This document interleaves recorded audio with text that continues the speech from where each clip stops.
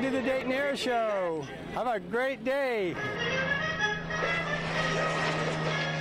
There's the Spitfire. You might be able to see the elliptical wing.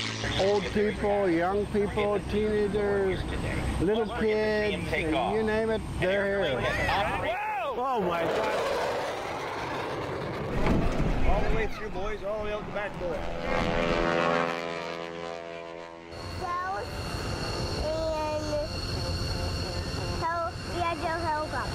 And he kicks that left anti-torque pedal in.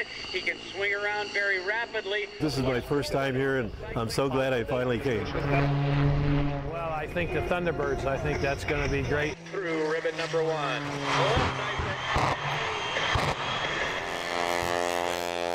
It makes you feel good to be an American and see something like this going on. The story of the Thunderbird is as old as time.